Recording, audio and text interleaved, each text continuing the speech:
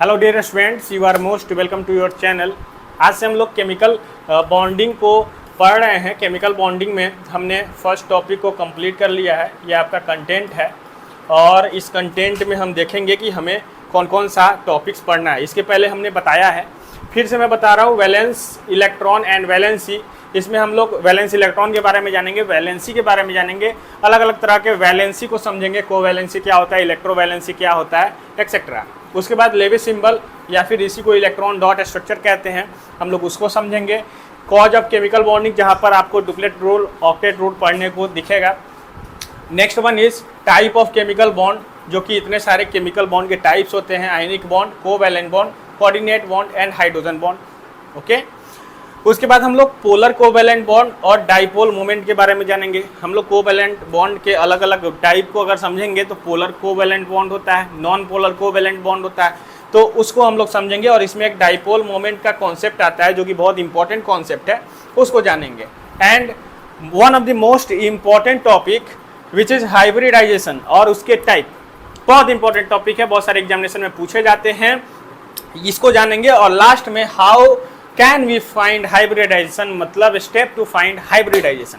तो चलिए हम स्टार्ट करते हैं lecture number 2 which is Lewis symbol and electron dot structure.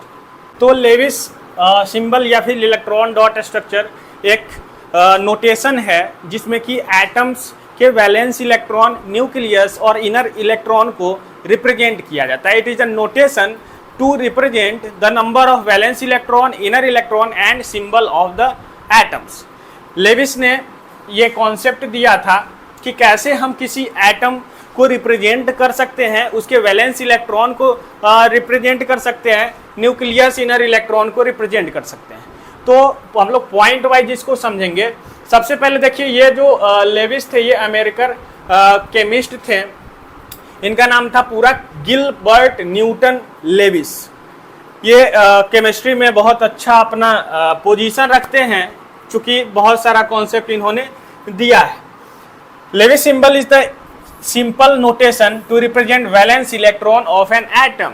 It is a simple representation of valence electron of the atom.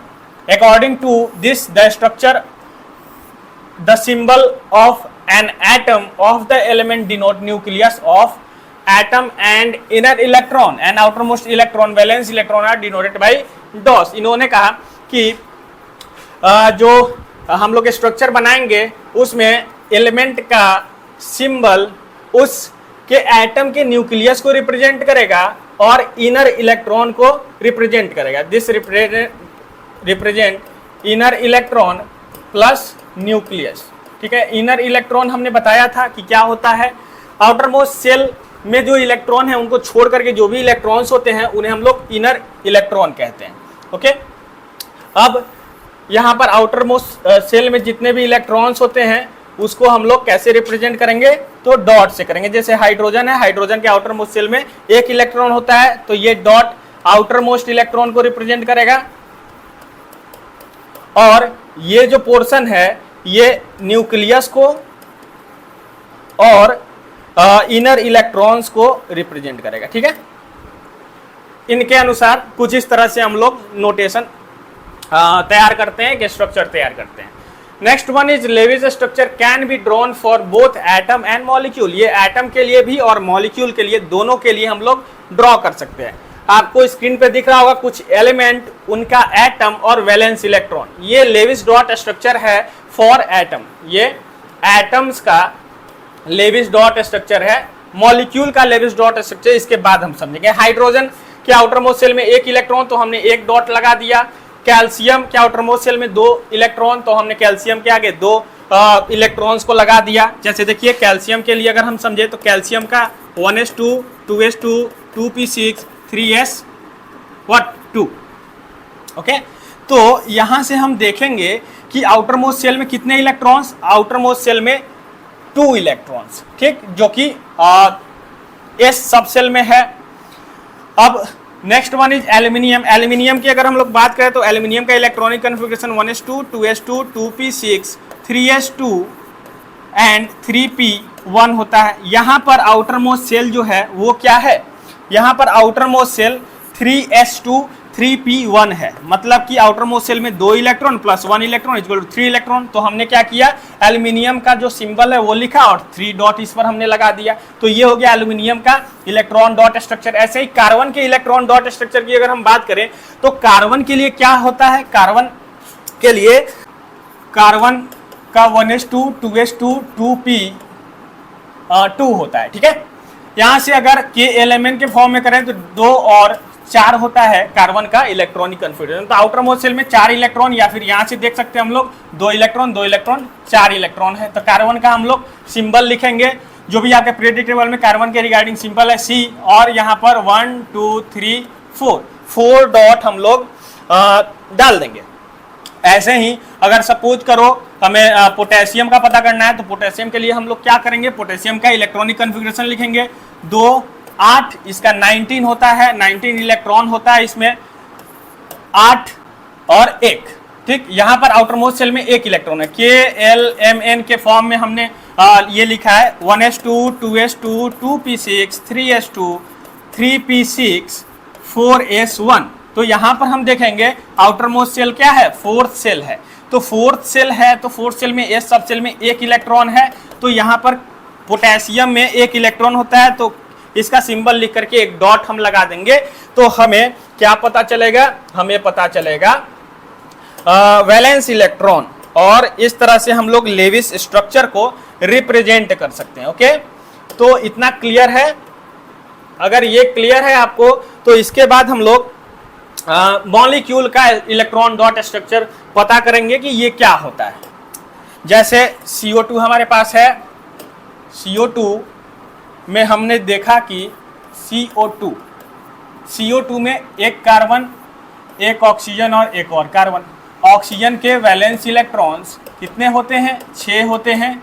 तो oxygen के regarding हमने जो भी डॉट है वो डाल दिया। अब देखो ऑक्सीजन के पास 6 इलेक्ट्रॉन है, कार्बन के पास 4 है, और इस ऑक्सीजन के पास 6 है। इसको अपना ऑक्टेट पूरा करना है, 8 इलेक्ट्रॉन करना है, इसको 8 करना है, इसको 8 करना है। तो ऑक्सीजन के पास ऑप्शन है कि ये 2 इलेक्ट्रॉन के साथ शेयरिंग कर लेगा, तो इसका 8 इलेक्ट्रॉन हो जाएगा। ये ऑक्सीजन इसका 2 इलेक्ट्रॉन के साथ शेयरिंग कर लेगा कार्बन के साथ, तो इसका 8 इलेक्ट्रॉन हो गया, दोनों स्टेबल हो गए। उसके बाद कार्बन जो है इन चारों इलेक्ट्रॉन के साथ शेयरिंग करेगा, और कार्बन का भी वैलेंसी 8 हो जाएगा। इस प्रकार CO2 यहाँ एक बॉन्ड का फॉर्मेशन बनेगा और यहाँ एक बॉन्ड का फॉर्मेशन बनेगा, जिसको हम लोग कहते हैं व्हाट, CO2। तो CO2 का इलेक्ट्रॉन डॉट स्ट्रक्चर कुछ हम लोग इस तरह से पता करते हैं। ऐसे ही H2O का अगर हमें पता करना है तो हम लोग क्या करेंगे, इसको समझिए। हमारे पास एक ऑक्सीजन है और 2 हाइड्रोजन है, ठीक है। ऑक्सीजन के आउटर मोस्ट सेल में हमें पता है कि टोटल 6 इलेक्ट्रॉन्स होते हैं, ठीक है। तो ये जो 6 इलेक्ट्रॉन्स होते हैं, इनका काम क्या है, तो इनका काम ये है कि ये हाइड्रोजन के साथ शेयरिंग करेंगे और एक कोवेलेंट बॉन्ड बनाएंगे। यहाँ पे देखो हाइड्रोजन को 2 इलेक्ट्रॉन चाहिए, 1 इलेक्ट्रॉन इसके पास है, तो इसको 2 इलेक्ट्रॉन करने के लिए हमें क्या करना पड़ेगा, हाइड्रोजन 1 इलेक्ट्रॉन के साथ ऑक्सीजन के साथ शेयरिंग करेगा, ये भी हाइड्रोजन 1 इलेक्ट्रॉन के साथ ऑक्सीजन के साथ शेयरिंग करेगा।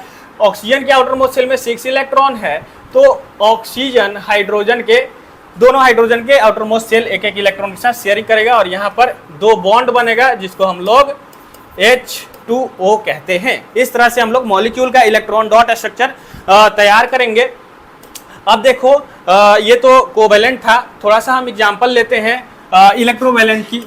NaCl हमारे पास है, ओके, हमारे पास MgCl2 है, एक्सेट्रा। इन दोनों का कैसे हम लोग इलेक्ट्रॉन डॉट स्ट्रक्चर पता करेंगे, तो यहाँ समझिए हमारे पास एक सोडियम है और एक सोडियम और हमारे पास एक क्लोरीन है। सोडियम के आउटर मोस्ट सेल में 1 इलेक्ट्रॉन, तो इसका इलेक्ट्रॉन डॉट स्ट्रक्चर कुछ इस तरह से हमने लिखा। ऐसे ही क्लोरीन का इलेक्ट्रॉन डॉट स्ट्रक्चर 7 इलेक्ट्रॉन होता है, तो हमने 7 इलेक्ट्रॉन डाल दिया। सोडियम के पास 1 इलेक्ट्रॉन है, अगर ये इलेक्ट्रॉन इससे चला जाए तो इसके आउटर मोस्ट सेल में 8 इलेक्ट्रॉन हो जाएंगे। सोडियम की अगर हम लोग बात करें तो ये सोडियम का न्यूक्लियस है, first shell, second shell and third shell. First shell में 2 इलेक्ट्रॉन, सेकेंड सेल में 8 इलेक्ट्रॉन, और थर्ड सेल में 1 इलेक्ट्रॉन। तो ये 1 इलेक्ट्रॉन अगर सोडियम से निकल जाता है तो ये क्या होगा, ये सेल खाली हो जाएगा और outermost shell second shell हो जाएगा और आउटर मोस्ट सेल में 8 इलेक्ट्रॉन हो जाएगा। तो यहां से हम लोग देखेंगे ये है क्लोरीन का nucleus, first shell, second shell and third shell. Okay, first shell में 2 इलेक्ट्रॉन्स है, सेकेंड में 8 इलेक्ट्रॉन है। ओके, और थर्ड सेल में 7 ही इलेक्ट्रॉन है।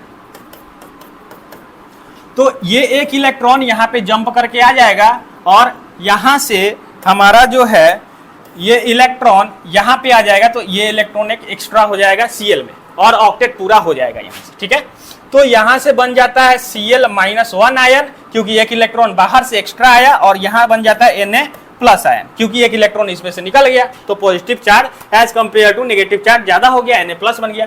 तो ये 1 इलेक्ट्रॉन यहां ट्रांसफर कर दिया जाता है और इस प्रकार इसका इनिशियल 2 8 एक था इलेक्ट्रॉनिक कन्फिग्रेशन और अब हो गया इनिशियली, और ये हो गया फाइनली 2 8। ठीक है, और क्लोरीन का इनिशियली क्या था, 2 8 7 था इलेक्ट्रॉनिक कन्फिग्रेशन और फाइनली क्या हो जाता है 2 8 और 8 हो जाता है। इस प्रकार क्लोरीन स्टेबल हो जाता है। तो यहाँ से Na प्लस और Cl माइनस बनते हैं, जो कि NaCl बनाने के लिए रिस्पॉन्सिबल होते हैं।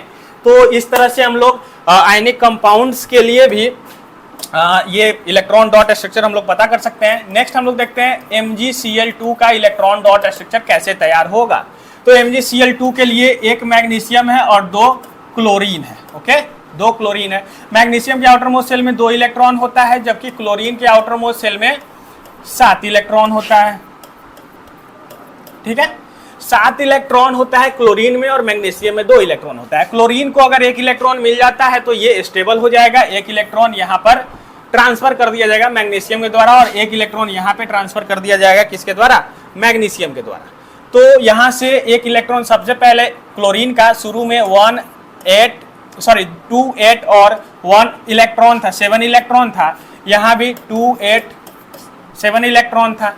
इलेक्ट्रॉन जब मैग्नीशियम से ट्रांसफर होकर क्लोरीन में आया तो फाइनली क्या हो गया, ये इनिशियली था, फाइनली क्या हो गया, फाइनली क्लोरीन में 2 8 और 8 इलेक्ट्रॉन हो गया और यहाँ पर फाइनली 2 8 और 8 इलेक्ट्रॉन हो गया और ये क्या हो गया, ये स्टेबल हो गया, ये अनस्टेबल था। ठीक है, तो यहाँ से हमने देखा कि क्लोरीन का ऑक्टेट पूरा हो गया। और मैग्नीशियम की अगर बात करें तो मैग्नीशियम का ये न्यूक्लियस है, फर्स्ट सेल, सेकेंड सेल और ये थर्ड सेल है। सेकेंड सेल में 8 इलेक्ट्रॉन, फर्स्ट सेल में 2 इलेक्ट्रॉन और लास्ट सेल में 2 इलेक्ट्रॉन। तो ये 2 इलेक्ट्रॉन को क्या किया गया था, इस 2 इलेक्ट्रॉन को ट्रांसफर कर दिया गया था। तो इसलिए हमारे पास अब केवल सेकेंड सब सेल बचा। तो यहाँ से हम देखेंगे सेकेंड सेल में 8 इलेक्ट्रॉन है, इसका मतलब मैग्नीशियम का ऑक्टेट पूरा है और इस तरह से MgCl2 जो है हमारा कंपाउंड बन करके आ जाता है। तो ये था लेविस सिंबल या फिर इलेक्ट्रॉन डॉट स्ट्रक्चर। अब देखिए, आपको थोड़ा सा मैं टास्क दूंगा जिसमें कि आपको करना क्या है, आपको करना है कि कार्बन मोनोऑक्साइड, कार्बन डाइऑक्साइड हमने बता दिया, ऑक्सीजन गैस, मीथेन, इन चारों मॉलिक्यूल का इलेक्ट्रॉन डॉट स्ट्रक्चर आपको लिख देना है। ठीक है, और यहाँ पर 2 प्रॉब्लम्स भी हैं आपके सामने। In terms of electron dot structure formula define the electron structure of the carbonate ion CO3 ion का इलेक्ट्रॉन डॉट स्ट्रक्चर आपको तैयार करना है। ऐसे ही cyclopentene C5H10, what will be the formula and electron dot structure of this element. यहाँ पे इसका इलेक्ट्रॉन डॉट स्ट्रक्चर आपको पता करना है। पता करके आप आंसर अपना नोट कर सकते हो। आपका जो व्हाट्सएप ग्रुप है उसमें आप भेज सकते हो इसका आंसर। आप हमें कमेंट में बता सकते हो इसका आंसर। अगर इसका ये प्रॉब्लम आपसे सॉल्व नहीं हो पाया तो आप वो प्रॉब्लम भी हमसे पूछ सकते हो। अगर आपको ये वीडियो अच्छा लगा तो वीडियो को लाइक कर सकते हो, वीडियो को शेयर कर सकते हो। अगर आप चैनल पे नए हो तो चैनल को सब्सक्राइब भी कर सकते हो। थैंक्स।